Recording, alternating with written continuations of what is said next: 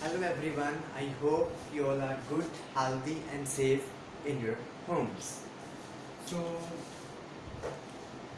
Home मतलब अब तो स्कूल भी खुल गए हैं 2 अगस्त from the 2 August at least Punjab में तो स्कूल खुल ही गए हैं और for our classes and I think it's very good initiative by the government because बच्चे या मतलब आप कह सकते हैं सभी छोटे बड़े जो हैं सारे क्या हो चुके हैं लेजी हो चुके हैं कोई भी गेम्स वगैरह की तरफ सबका ध्यान हो चुका है सो स्टडी की तरफ कुछ शेड्यूल सा बनेगा तो it will be very good so today जो है आपको मैंने जैसे बताया था today we going to do a topic the patriot आपको अब तो पता चली कि हमें सबसे पहली चीज़ में क्या पता होना चाहिए about the poet that is Robert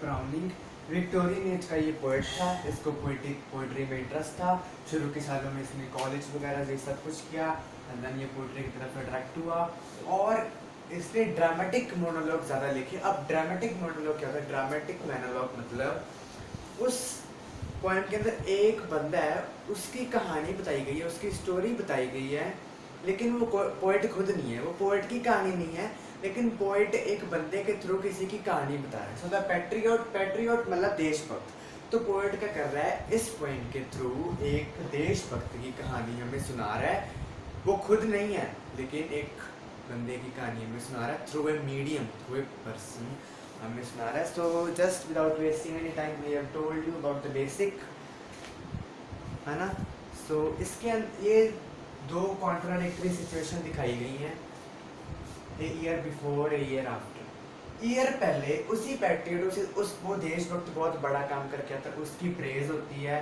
और रोजेस मतलब गुलाब उसके ऊपर मतलब फेंके जाते हैं ठीक है उसका बहुत अच्छा वेलकम होता है जब वो टाउन के अंदर एंटर होता है लेकिन एक साल बाद जो रोज़ है वो स्टोन्स पत्थरों में कन्वर्ट हो जाते हैं लोग उस पर पत्थर फेंकने लग जाते हैं और इसके अंदर एक वर्ड यूज है मिसडीड आपको पोइम पढ़ के आप उसके साथ सिंपथी दिखाने लग जाते हैं कि हाँ यार मतलब उसको उसने कुछ गलत नहीं किया फिर भी उसको ऐसा क्यों किया जा रहा है लेकिन मिसडीड वर्ड से एक आपको पता चलता है कि उसने कुछ तो गलत किया ही होएगा जिसका उसको ये मतलब उसको अब मारने के लिए लेके जा रहे हैं एग्जीक्यूट करने के लिए लेके जा रहे हैं सो एनीथिंग कुछ तो उससे गलत हुआ है so it can be over ambitious घमंड हो गया था उसको कि हाँ भाई मेरे तो लोग सारे तुम्हें फॉलोअर्स हो चुके हैं सो दिस इज मतलब घमंड जो है ये ऐसा मतलब हो सकता है so just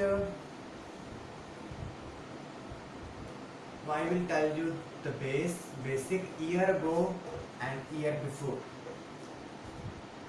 Sorry, it is interchange okay कोई बात नहीं year before तो उसको एक a beloved hero एक हीरो की तरह दिखाया जाता है and year ago एक साल बाद एक condemned criminal शो किया so just we're going to do this start that is the stanza 1 we're going to start the stanza number 1 so I'm the line and then I will explain it was roses all the way with myrtle mixed in my path like mad the house roofs seemed to heave and sway the church spires flamed such flags they had a year ago on this very day सारे रास्ते में roses ही roses थे और mitral मतलब लोगों का जो प्यार था वो सारे जो जिस रास्ते पे उसका वेलकम हो रहा था उनमें मतलब बहुत ज़्यादा डेकोरेशन की हुई थी house roof seem to heave and sway house roof ऐसे लग रहा है हीव एंड स्वे का मतलब ऐसा लग रहा है हाउस रूफ पे छतों पे लोग चढ़े हुए हैं और छतों पे मतलब एक दूसरे के ऊपर चढ़ के ऐसे देख रहे हैं कि मतलब एक उसका हीरो एक वेलकम हो रहा है तो ऐसे लग रहा है जैसे जो है स्वे जैसे इधर उधर मतलब हाउस रूफ्स भी हिल रही हैं हाउस रूफ्स और ये क्या हाउस रूफ अब हीव एंड स्वे जो है वो सिर्फ ह्यूमन कर सकती है लेकिन उन्होंने क्या हाउस रूफ ऐसे लग रही है जैसे हीव एंड स्वे कर रही है हाउस रूफ एक नॉन लिविंग थिंग का लिविंग क्वालिटी के साथ कंपेयर करना दैट इज अपने पिछली पोएम में क्या उसका क्या बोलता है दैट इज पर्सोनिफिकेशन एंड जो चर्च है मतलब चर्च स्पायर वो ब्यूटीफुल फ्लैग के साथ डेकोरेटेड है a year ago on this very day जिस डे की वो बात कर रहा है उससे 1 साल पहले, मतलब पहले 2 स्टैंडर्ड पास्ट में चलती है पोइम। स्टैंजा 3 में वो थोड़ा सैड लेके जाता है पोइम। स्टैंजा पहले 2 स्टैंजा में हीरो दिखाता है अपने आप को, एंड द लास्ट 2-3 स्टैंजा उसकी बहुत सैड सिचुएशन दिखाई जाती है।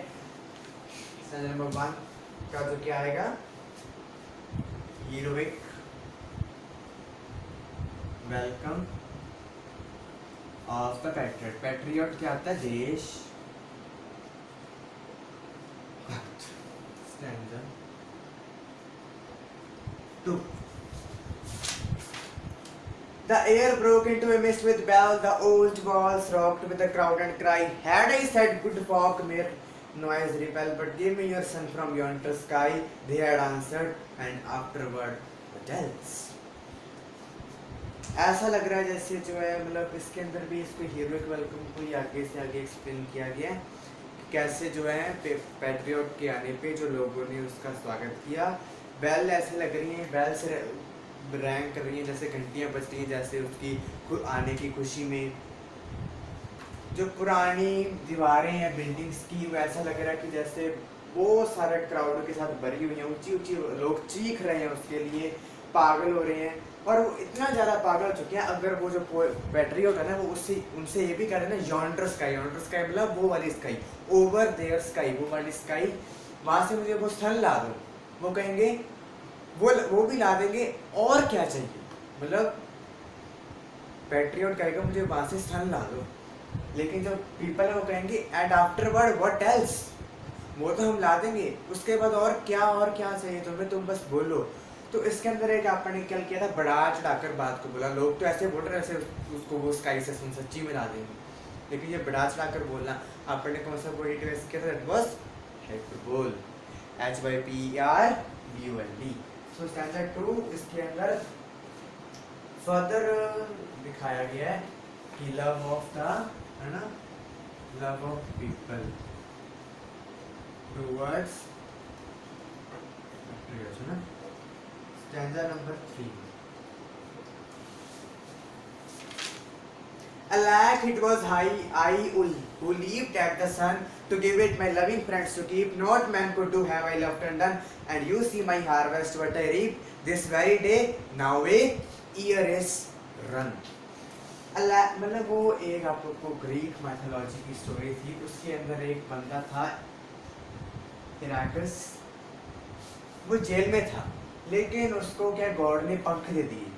वो पंख लेके ना हवा में उड़ गया आसमान में, वैक्स के थे वो, वैक्स की विंग्स थी।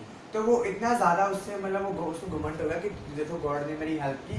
वो उड़ता गया और सन के पास पहुंच गया। वो वैक्स थी, वैक्स की थी, और वहाँ पे जाके मेल्ट हो गई और रैक्टस नीचे गिर गया और उसकी डेथ हो गई। तो ये दिखाया गया कि रैक्टस ने कैसे घमंड किया, एंड में उसका क्या रिजल्ट है, दैट ही डाइड। सो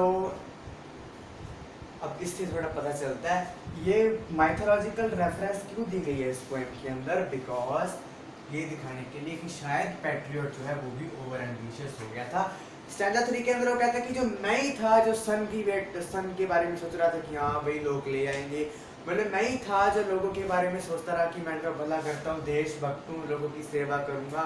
मैंने हर एक पॉसिबल चीज़ की जो मैं लोगों के लिए कर सकता हूँ। लेकिन अब आप देख ही लो, मतलब अगले 2-3 साल में बताया कि अब आप देख लो कि मेरे साथ लोगों ने क्या किया। मैंने वो काम किया जो कोई और इंसान नहीं कर सकता, लेकिन अब मैं उसी जगह खड़ा हूँ और उस बात को 1 साल हो गया जब मेरा ऐसे वेलकम किया गया। Just 1 second, okay.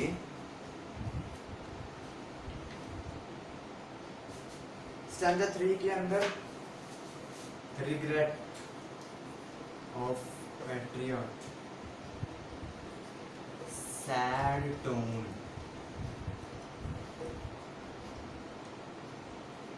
Stanza number 4,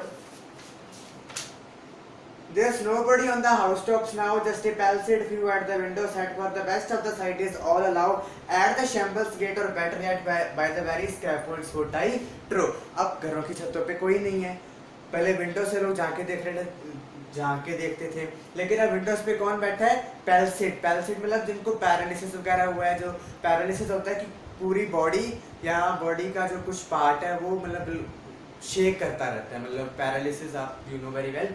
तो वो विंडो से मुझे देख रहे हैं।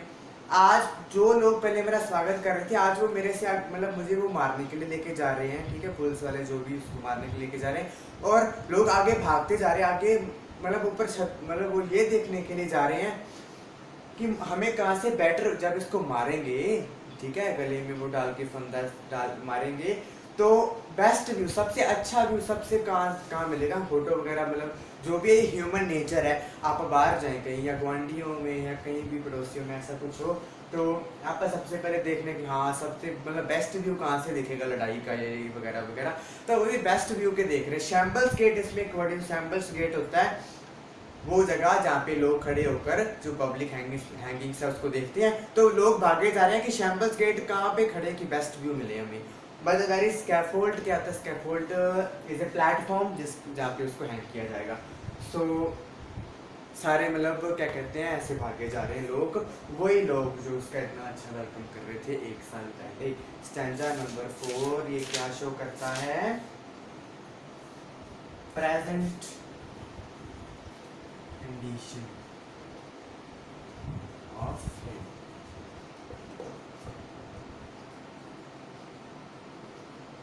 ये इससे बिल्कुल कॉन्ट्राडिक्टरी है, पहले 2 पैराग्राफ बिल्कुल उल्टा हो रहा है। अब I go in the rain and more than needs a rope cuts both my wrist behind, and I think by the feel my forehead bleeds for the fling whoever has mind stones at me for my ears misdeeds। वो rain में जा रहा है। आप वैसे आजकल जो भी मतलब एक मिथ है कि जब बारिश आती है तो उसको शगुन मानते हैं, तो वो सोच रहा है कि शायद बारिश आ रही है और मेरे जो सारे पाप हैं वो धुल गए हैं। गॉड भी खुश हो रहा है कि चलो मतलब क्या है, गॉड मेरा सपोर्ट कर रहा है रेन के साथ। तो he was like thinking like it, उसकी ये सोच थी। रेन के साथ एक टेंस, अब जो रेन है, रेन आ रही है, बादल है, बादल कर चुके हैं, थंडर स्टॉर्म उसको मारने के लेके जा रहे हैं। तो एक टेंशन वाला एटमॉस्फेयर सा बनाया गया, एक बैकग्राउंड सा बनाया है इस पोएम में। और उसके दोनों हाथ पीछे बंधे हुए हैं, उसको ऐसा लग रहा है जैसे मेरी कलाई कट चुकी है और उस पे लोग पत्थर मार रहे हैं। जो लोग उसमें उसके रास्ते में रोज फेंक रहे थे उसको पत्थर मार रहे हैं, और उसको ऐसा लग रहा है जैसे उसके माथे से, फोरहेड से खून ब्लीड कर रहा हूँ। फॉर माई ईयर्स मिस्टीड, कि उसने कुछ मिस्टीड तो भाई साहब की ही की है, जिसके लिए उसको ऐसी सिचुएशन में आना पड़ा। So stanza number 5 is showing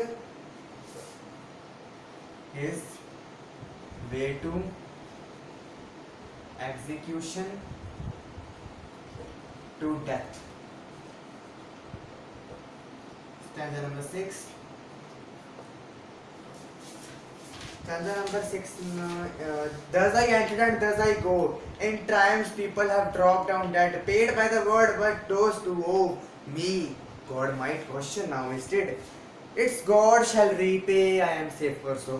poem एक ऑप्टिमिज्म के नोट पे खत्म कर रहा है। वो ऑप्टिमिज्म, किस पे? ऑप्टिमिज्म मतलब पॉजिटिविटी के साथ जो पोएट है उसने इस पोएम का एंड किया है। वो ये सोचा जैसे मैं आया वैसे मैं गया। शायद इस दुनिया के लोग मुझे समझ नहीं पाए, जब मैं कुछ करके आया मुझे इतना अच्छा स्वागत किया, लेकिन अब मुझे मारने के लिए लेके जा रहे हैं, लोग मेरे पे पत्थर फेंक रहे हैं। तो शायद मुझे इस दुनिया में नहीं तो जब मैं गॉड के पास जाऊंगा मुझे वहाँ पे जो है वो न्याय मिलेगा। अब गॉड ही डिसाइड करेगा कि मैंने क्या क्या सही किया या गलत किया है। शायद गॉड के हाथ में जाके, मतलब भगवान के हाथों में जाके मैं सेफ रहूँगा। अब वो सेफ फील करता है। सो एंड वाले पैराग्राफ में उसका फेथ दिखाया गया गॉड के अंदर। So stanza number 6 is poem ends on a note of optimism. Just in 5 seconds, just do, what can you do? You can take a screenshot of it, and then we will do the poetic devices and the theme.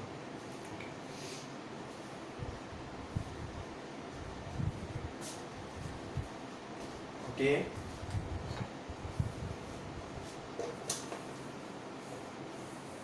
Poet Robert browning और optimism है। और browning की at least जो कोई भी story पर लिखा था ना उसको ऑप्टिमिज्म पॉजिटिविटी के साथ वो खत्म करता था। तो ब्राउनिंग की एक फिलॉसफी थी, ये भी याद कर लो अगर क्वेश्चन आ जाए कि ब्राउनिंग की फिलॉसफी क्या थी। Browning it reflect wait, it reflects Browning's faith in God and optimistic philosophy. Optimistic philosophy. Okay. Poetic devices of theme मैं ऐसे एक्सप्लेन कर रहा हूँ, मतलब एक में ही पोएटिक डिवाइसेस। ठीक है, पोएटिक डिवाइसेस वो डिवाइसेस जो पोएट यूज करता है पोएम को अट्रैक्टिव बनाने के लिए, पोएम को अच्छा शो करने के लिए। ड्रामेटिक मोनोलॉग मैंने आपको शुरू में बता दिया था, ड्रामेटिक मोनोलॉग जिसके अंदर पोएट खुद नहीं हिस्सा होता लेकिन वो एक बंदे की कहानी सुनाता है। स्ट्रक्चर है पोएम के अंदर 6 स्टैंजास हैं, 5 लाइन के सारे। एलिट्रेशन आपको समझा गया होगा कि जब ए ई आई ओ यू को छोड़ के कोई भी कॉन्सोनेंट वर्ड नेड़े नेड़े पास पास आए, और एलिट्रेशन में इसके अंदर आप कर लो विद माइटल mixed in path like mad. अब खुद ही देख लो इसके अंदर which word is repeating, M M M. Okay,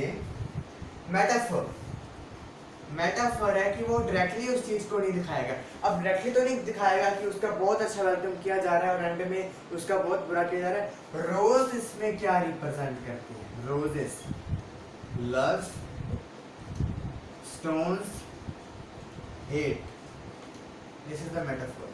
कि डायरेक्टली उस वर्ड का यूज ना करना लेकिन फिर भी मतलब उसको करना। पर्सोनिफिकेशन मैंने आपको बताया था, मैं अब यहाँ नहीं लिखूंगा। The house roof seems to he vents way. House roof non living thing क्या है, he vents way living quality है। सो एक नॉन लिविंग चीज को एक लिविंग क्वालिटी के साथ कंपेयर किया जाना, दैट इज पर्सोनिफिकेशन जो किया गया इस पोएम के अंदर। हाइपरबोल किस चीज को बढ़ा चढ़ा कर कहना, तो लोग कहते हैं सन तो हम ले आएंगे, एंड आफ्टरवर्ड व्हाट एल्स, सन के बाद तुम्हें और क्या चाहिए। सो हाइपरबोल किसी बात को बढ़ा चढ़ाकर बोला गया है। और कंट्रास्ट होता है। अब कंट्रास्ट देख, कंट्रास्ट में क्या कर, रोज एक साइड वो उसको रोज के वेलकम कर रहे हैं, दूसरे साइड उस पे स्टोन फेंक रहे हैं। शुरू में वेदर सनी है, वो सन मांग रहा है, एंड में रेन हो रही है। मतलब बिल्कुल कंट्रास्टिंग, मतलब बिल्कुल ऑपोजिट चीजें हो रही हैं। और इसके अंदर कंट्रास्ट क्या यूज हो सकता है, पहले हाउस रूफ फुल पैक्ड है, फिल्ड, और अब nobody on the house tops, just the themes। मतलब क्रिटिकल रिमार्क्स उसके ही हैं। एक तो इस पोएम के अंदर आपको धोखा सा मतलब जो पोएट ने ना पोएम ऐसे लिख दी कि आपका उसके साथ सिंपैथी दिखाएं कि भाई हाँ उसने तो कुछ नहीं किया, उसको एम ही मतलब डेथ की तरफ लेके जा रहे हैं, ठीक है। लेकिन कुछ उसने ऐसा किया होगा, लेकिन बहुत ज़्यादा उसको इनोसेंट भोला वाला जो है, मासूम जो है, उसको रिप्रेजेंट किया गया पैट्रियट्स को। लेकिन कुछ उसे ऐसा किया होगा, पर उसने इस रॉबर्ट ब्राउनिंग ने पोएम बड़े अच्छे तरीके से लिखी, जिससे जो है पैट्रियट बहुत ज़्यादा इनोसेंट डिपिक्ट होता है।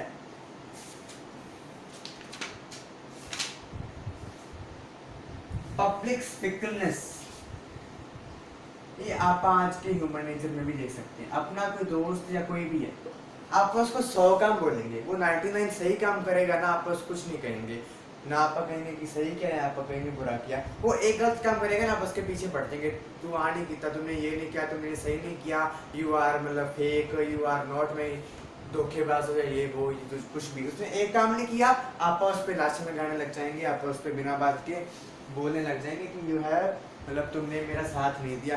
तो 99 जो काम है वो नहीं देखेंगे, जो एक काम गलत किया उसके ऊपर फोकस करते रहेंगे। तो ये तो पब्लिक फिकलनेस दिखाया ही गया है कि पब्लिक का कैसा एटीट्यूड हो गया उसकी तरफ, कि कैसे मतलब जो है उसका मतलब पहले उसका इतना वेलकम किया, बाद में उस पर स्टोन फेंक के, अब कोई उसको देख नहीं रहा, कोई चीयर नहीं कर रहा। सगों वो तो सारे भागे जा रहे हैं कि जब उसको मारेंगे सबसे अच्छा व्यू कहाँ से दिखेगा। राइज एंड फॉल, पहले उसकी राइज दिखाया गया, अब उसकी फॉल। जैसे इराकस की स्टोरी थी, पहले वो सन के पास ऊपर राइज गया, लेकिन बाद में घमंड के कारण उसके जो विंग्स हैं वैक्स के वो पिघल गए, मेल्ट हो गए और वो नीचे आ गया, fall. So rise and fall of glory. और लास्ट में मैंने आपको बोला ही है कि जो रॉबर्ट ब्राउनिंग की पॉइंट्स होती हैं वो मतलब ऑप्टिमिज्म में खत्म करता है। सो फेथ इन गॉड दिखाया गया है कि अब वो ये सोचता है कि जो मैं कर सकता था मैंने किया लोगों के लिए, अब लोगों ने मुझे मिसअंडरस्टैंड किया, जो भी किया, जो मेरी डेथ है ये मेरा एंड नहीं है, डेथ के बाद ये मेरी लाइफ है। और मैं ये सोचता हूँ कि जो रिवॉर्ड मुझे, अब मैं तो पनिशमेंट की तरह, लेकिन जो रिवॉर्ड मुझे यहाँ इस दुनिया में नहीं मिल सका वो शायद मुझे अब गॉड रिवॉर्ड करे, मुझे उसका इनाम मिले। तो ये ब्राउनिंग का फेथ था गॉड में। वो क्या लाइन यूज करता था ब्राउनिंग? ब्राउनिंग एक लाइन यूज करता था, God is in his heaven, God heaven में है, ठीक है, हेवन में मैं जाऊंगा, वहां पे मुझे रिवॉर्ड मिलेगा, and all is well with the world, और गॉड में सब कुछ जैसा भी है सब सही चल रहा है। This is the Browning's faith in God. So ये थी अपनी poem, and on Sunday we will do Abu Man Adam. That is a very short poem, very easy poem, and उसके बाद आपका poetry section complete हो जाएगा। Then we will do story, then कोई और subject के बारे में सोचेंगे। Just now I am focusing on English literature. So thank you everyone.